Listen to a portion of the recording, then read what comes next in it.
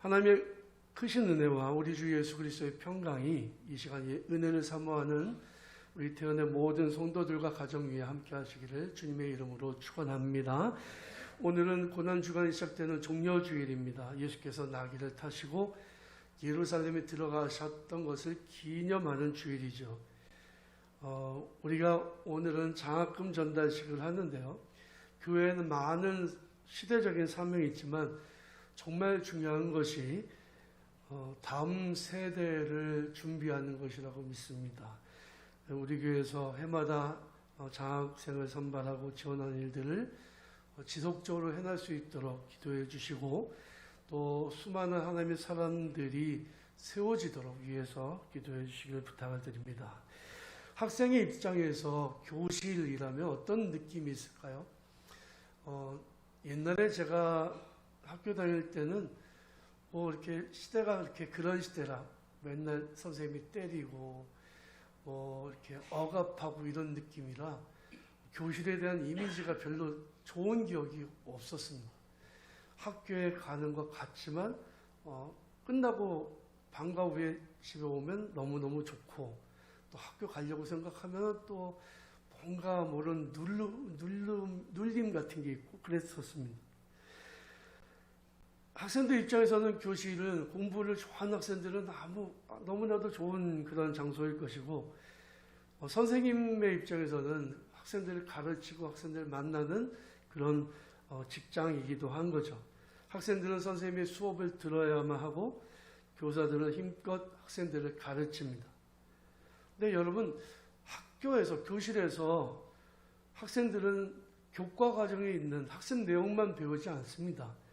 선생님들의 말투와 행동과 사고방식과 인격 이 모든 것들을 교실에서 배우는 거죠. 그래서 학생들은 선생님을 잘 만나야 됩니다. 그리고 선생님들을 통해서 좋은 영향력을 받아야 됩니다. 이게 복인 거예요.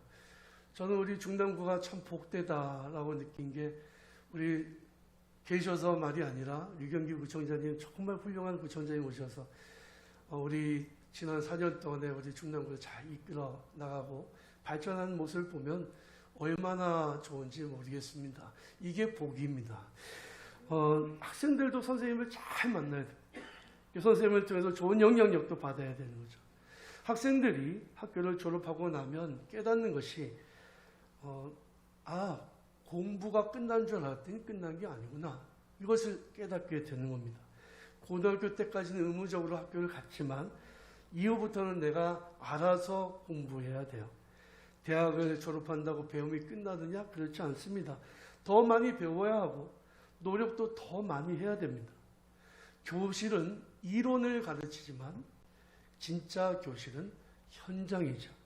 그래서 아무리 많이 배웠어도 현장에서 배우는 것보다 많지 않다는 얘기가 있습니다. 사람들이 끊임없이 배우고 배운 것들을 직접 해보면서 익혀나가는 거죠. 나이가 들면 공부가 멈춰지나요? 그렇지 않습니다. 제가 많은 그 바리스타 수강생들을 만나는데 70세가 넘으신 분들도 계세요. 그분들이 얼마나 배우려는 열정이 대단한지 보면서 감동을 할 때가 있습니다. 사람은 나이가 늙어도 끊임없이 배워야 합니다. 세상은 순식간에 변화하기 때문에 변화하는 세상을 따라가려면 어쩔 수 없이 배울 수밖에 없는 거죠. 어떻게 보면 배움의 과정은 우리 인간의 삶이 끝날 때까지 계속된다고 말씀드릴 수 있을 것 같습니다. 여러분, 우리는 예수님을 어떻게 고백하나요? 예수님을 가리켜서 나의 주님, 나의 구원자, 나의 치료자, 나의 위로자 이렇게 고백할 수 있겠지만 성경에 보면 예수님이 자기 자신을 가리켜서 나는 누구다 라고 말씀하시는 장면이 나옵니다. 히라보로 에고 에이미, 나는 뭐다 라고 말씀하시는데 나는 생명의 떡이다 라고 말씀하시기도 하고 나는 선한 목자다 라고도 말씀하시는데 오늘 본 말씀에 보니까 나는 선생이다 라고 말씀하세요.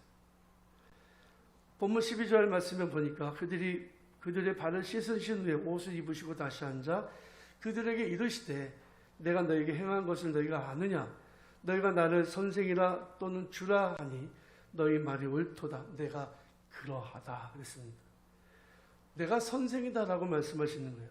예수께서 행하신 모든 일들은, 예수께서 행하신 모든 말씀들은 선생으로서 제자들에게 천국의 비밀을 가르쳐 주시기 위해서 하셨던 것이라는 사실을 우리가 알아야 합니다.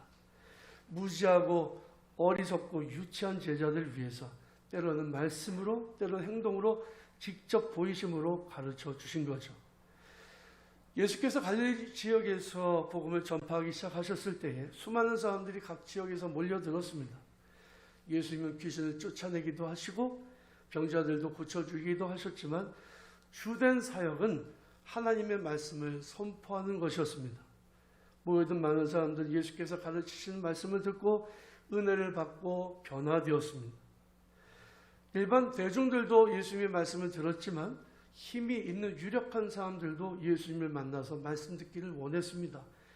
유대인의 큰 스승이었던 니고데모도 한밤중에 예수님을 찾아와서 어떻게 하면 영생을 얻을 수 있는지 질문을 하고 깨달음을 얻었습니다.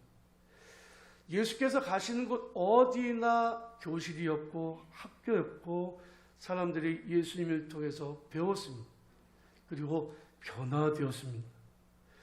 예수님이 이 세상을 떠나시기 전에 마지막 가르치셨던 교실, 클래스룸은 어딜까요?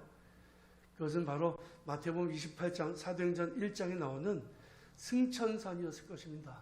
수많은 사람들이 예수님이 하늘로 올라가시는 것을 직접 보는 그 자리에서 예수님께서는 지상명령, 하늘과 땅의 모든 것을 내게 주셨으니 그러므로 너희는 가서 모든 족속으로 제자를 삼아 아버지와 아들과 성령 이름으로 세례를 주고 내가 너에게 분부한 모든 것을 가르쳐 지키게 하라. 이 말씀을 하시고 가르쳐 주셨습니다. 예수께서 십자가에 달려서 죽으시기 바로 직전에 그 교실은 어디였을까요? 바로 겟세마네의 동산과 그리고 골고다 언덕 사이에 있었던 이 십자가 교실이었습니다. 저는 오늘 예수님께서 십자가에 달리시기 전에, 죽으시기 전에 그 전 과정을 십자가 교실이라고 하는 그 교실 안에서의 학습 과제로 주제를 가지고 여러분들과 잠시 더 말씀을 나누고 은혜를 받기를 원합니다. 예수님은 십자가 교실에서 무엇을 가르치고 우리에게 알려주셨을까요? 첫 번째로 예수님의 가르침은 섬김이었습니다. 예수께서는 말씀하시기를 섬김을 받고자 하면 섬기는 자가 되어야 한다고 말씀하셨어요. 누구든지 대접받고 싶은 대로 남을 대접하라. 이것이 율법이요 선지자다라고 말씀하셨습니다. 섬김이라고 하는 것은요, 굉장히 중요한 주제예요. 예수께서는 잡히시던 날 전날 밤에 제자들과 함께 유월절 만찬을 준비하셨습니다. 마가의 다락방에 모여 있었던 그 제자들이 음식을 나누기 전에 예수님은 먼저 대야에 물을 담아가지고 제자들의 발을 씻겨주기 시작하십니다. 허리에는 수건을 매시고 제자들의 발을 직접 닦아주시는 거예요. 유대인들이 생각할 때에 사람의 몸에서 가장 더러운 부분이 바로 발이었습니다. 자기가 발을 직접 씻는 거야 어쩔 수 없어도 남이 다른 사람이 발을 씻어준다. 그럴 때는 노예나 종이나 하는 일이 바로 남의 발을 씻어주는 일이었습니다. 그런데 선생님이 제자들의 그 더러운 발을 직접 씻어주시다니 이것은 정말 상상도 못할 일이었던 것입니다. 제자들이 깜짝 놀라서 거부했지만 예수님 말씀하십니다. 내가 이렇게 너희를 씻어주지 않으면 너희는 나와 아무런 상관이 없다. 마지못해 예수님께서 하시는 대로 그냥 내버려 둔 거예요. 예수님께서는 제자들의 발을 씻겨주신 후에 이렇게 말씀하십니다. 내가 주와 또는 선생이 되어 너희 발을 씻었으니 너희도 서로 발을 씻어주는 것이 옳으니라. 내가 너에게 행한 것 같이 너희도 행하게 하려 하여 본을 보였노라. 스승이신 예수님께서 직접 제자들의 발을 씻어주시면서 내가 너희들에게 한 것처럼 너희도 그대로 하게 하기 위해서 본을 보였다라고 말씀하신 것입니다. 참된 제자의 길은 섬김에 있습니다. 예수께서는 한 번은 12제자를 불러 모으시고 이렇게 말씀하셨습니다. 누구든지 첫째가 되고자 하면 뭇사람의 끝이 되며 뭇사람을 섬기는 자가 되어야 하리라. 누가복음 22장 27절에서는 또 이렇게 말씀하셨습니다. 너희 중에 큰 자는 젊은 자와 같고 다스리는 자는 섬기는 자와 같을지나 앉아서 먹는 자가 크냐 섬기는 자가 크냐 앉아서 먹는 자가 아니냐 그러나 나는 섬기는 자로 너희 중에 있노라. 예수님의 그 고난의 그 순간 십자가 교실에서 우리가 배워야 될 것은 섬김이에요. 예수님이 섬기셨던 것처럼 우리도 섬기는 주의 백성들이 되시기를 바랍니다. 십자가 교실에서의 두 번째 가르침은 기도입니다. 예수님은 잡히시기 전날 밤에 제자들을 데리시고 늘 올라가서 기도하셨던 감람산으로 올라가셨어요. 그리고 그 중에서 베드로와 야고보와 요한을 따로 데리고 가셔서 내가 지금 마음이 괴로워 죽게 되었으니 나와 함께 기도하자라고 부탁하시고 그리고 좀 멀찌감치 떨어져서 기도를 시작하셨습니다. 예수님이 얼마나 고통스럽게 기도하셨는지 의사였던 누가가 보니까 예수님의 땀방울이 핏방울처럼 되었다. 피땀을 흘리면서 예수님이 기도하셨다는 거예요. 기도의 내용은 아버지 할 수가 있다면 이 잔을 내게서 옮겨주십시오. 하지만 내 뜻대로 마옵시고 아버지 뜻대로 하옵소서. 십자가가 얼마나 고통스러운 길인지 아셨기 때문에 주님 피하고 싶으셨어요. 그러나 그것이 하나님 뜻이라면 받아들이겠다고 기도하신 거죠. 그리고 제자들이 있는 곳에 와 보셨더니 제자들이 피곤을 이기지 못하여 깊은 잠에 빠져 있는 겁니다. 마음의 논의로 돼 육신이 약하도다. 그러나 시험에 들지 않게 껴있어 기도라 말씀하시고 다시 가서 똑같이 기도하십니다. 예수님께서 제자들에게 기도의 장면을 보여주신 것은 그렇게 기도하라고 가르쳐 주신 겁니다. 정말 온 힘을 다해서 기도하셨고 기도가 정말 중요함을 알려주셨습니다. 예수님은 십자가에 달리셔서도 기도하셨습니다. 예수님을 조롱하는 무리를 위해서는 아버지 저들이 저를 용서하옵소서 저들이 자기가 하는 일을 알지 못합니다. 중보기도 하시고 극한 고통 가운데에서는 하나님 어째 나를 버리시나이까 탄식하고 기도하시고 마지막 순간에는 아버지 나의 영혼을 아버지 손에 맡깁니다라고 기도하고 숨을 거두셨습니다. 제가 최근에 여러 번의 장례를 치르면서 제 기도의 제목이 한 가지 분명하게 생긴 게 있습니다. 하나님 기도하다 죽게 하옵소서. 제가 살아온 나이보다 이제는 그 죽을 날이 가까운 것 같아요. 기도의 제목이 죽음에 관한 기도를 할 수밖에 없는데 전에는 자다가 죽게 하옵소서 그랬어요. 어떤 목사님들은 설교하다가 죽게 하옵소서 이렇게 하는. 여러분 목사가 설교하다가 쓰러져서 목사님이 돌아가시면 얼마나 교인들이 충격을 받을까요? 그거는 못할 짓이라고 생각이 들어서 하나님 기도하다가 죽게 하옵소서라고 그렇게 기도의 제목을 잡았습니다. 여러분 주님께서 언제 우리를 부르실지 알지 못하지만 우리도 이 세상 떠나가는 그 순간까지 기도하기를 원합니다. 주님은 십자가 위에서도 우리에게 가르쳐 주셨어요. 기도가 얼마나 소중한지. 십자가 교실에서의 세 번째 가르침은 인내입니다. 예수님은요 억울하게 잡히셔서 대제사장의 뜰로 총독의 뜰로 그리고 헤롯 왕의 뜰로 이리저리 끌려다니시면서 온갖 모욕과 조롱을 받으시고 채찍질을 받으시고 고통을 겪으셨습니다. 예수님은 마치 지는 것처럼 보였습니다. 예수님은 마치 힘이 없어서 그런 일을 당하는 것처럼 보였습니다. 예수께서 잡히시고 끌려가시고 재판받으시고 모욕당하시고 십자가에서 죽으신 이들 모든 과정이 예수님이 약해서 그런 일을 당하신 것이 아닙니다. 누가 나에게 강제하는 게 아니라 내가 스스로 선택하였다고 예수님 분명히 말씀하셨어요. 약해서 그런 게 아니라 지금은 그렇게 하는 것이 하나님 아버지 뜻을 이루어드리는 일이기 때문에 이 일을 내가 한다고 말씀하셨습니다. 예수께서 잡히시던 날 밤에 베드로가 칼을 휘둘러서 대제사장의 말고라고 하는 사람의 귀를 잘랐습니다. 예수께서는 그 귀를 들어다가 다시 붙여주시면서 이렇게 말씀하십니다. 이것까지 참아라. 칼을 쓰는 자는 칼로 망한다. 내가 지금이라도 원한다면 하늘의 천군과 천사를 불러올 수 있는 것을 너가 모르느냐라고 말씀하십니다. 예수께서 약하셔서 고난 당하신 게 아니라 모든 인류의 죄악을 대속해 주시기 위해서 스스로 선택하신 것입니다. 그리고 결국엔 그 인내의 과정을 통해서 예수님이 승리하셨습니다. 사도 바울은 고린도전서 15장에서 이렇게 사탄에게 승리를 선포합니다. 사망아 너의 승리가 어디 있느냐? 사망아 내가 쏘는 것이 어디 있느냐? 사망이 쏘는 것은 죄요 죄의 권능은 율법이라. 우리 주 예수 그리스도로 말미암아 우리에게 승리를 주신 하나님께 감사하노니 그러므로 내 사랑하는 형제들아 결실하며 흔들리지 말고 항상 주의 일에 더욱 힘쓰는 자들이 되라. 이는 너희 수고가 주 안에서 헛되지 않는 줄을 알미니라 했습니다. 우리 인간들은 약해 보여도 우리를 도우신 하나님의 은혜로 우리는 강합니다. 사탄은 자기의 힘을 의시되고 자랑하지만 결국에는 망하게 되어 있습니다. 지금 내가 가는 길이 힘들고 고난과 시련이 있다고 해도 여러분들 포기하지 마시고 인내하면서 최후 승리를 믿고 나아가는 여러분들이 되시기를 바랍니다. 십자가 교실에서의 네 번째 가르침은 소망입니다. 예수께서 잡히시고 재판을 받으시고 십자가를 메고 처형장에 끌려가실 때 사람들은 절망했습니다.